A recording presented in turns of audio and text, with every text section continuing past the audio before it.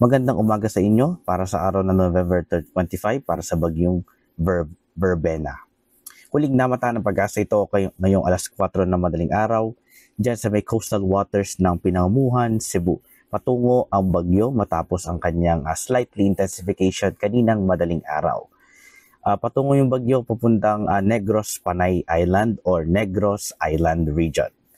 May lakas ng hangin umabot ngayon sa 55 km per hour malapit sa gitna at ang pagbuksong aabot ng 90 km per hour ang wind speed ng bagyo. Ang kanyang latest movement pahilagang kanluran sa bilis na 25 km per hour. Sa forecast ng pag-asa, tatawirin ang Negros at Panay Island region ang bagyo habang patuloy ito nagpapaulan sa may Cebu, Bohol. Patuloy pa rin ang epekto ng bagyo sa Central to Western Visayas ngayong magdamag na ito. Mamayang hapon ito ay nasa may karagatan muli over the coastal waters of near between northern Palawan. Bukas ng umaga naman o madaling araw, ito ay nasa may coastal waters na ng El Nido, Palawan. Pero posible ang paglakas nito into a tropical storm pagdating ng madaling araw o umaga ng Miyerkules. Sa oras ito ay makatawid na ng Palawan. So ibig sabihin, magdamag pa rin ang tatawirin yung Central to Western Visayas ngayon.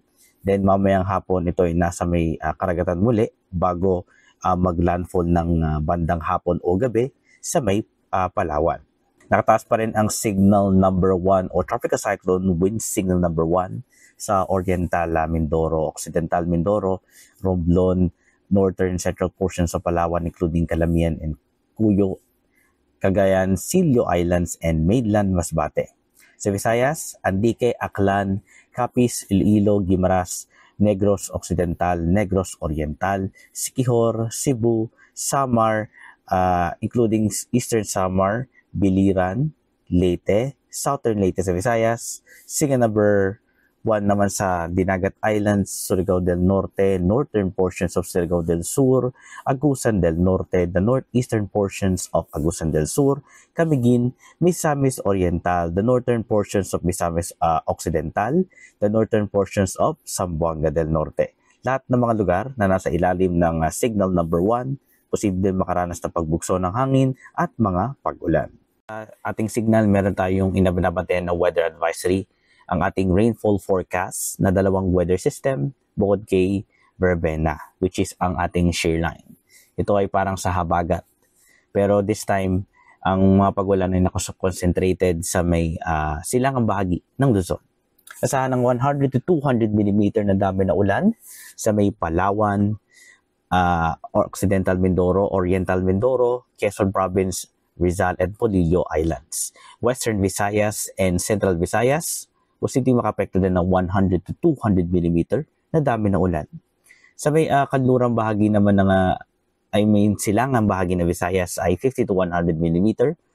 At sa silangang bahagi ng Luzon, Cagayan, Isabela, Babuyan Group of Islands, Aurora, Laguna, Batangas, Camarines Norte, Camarines Sur, Catanduanes, Albay, at Sorsogon, Masbate, posibleng makaranas naman ng 50 to 100 mm.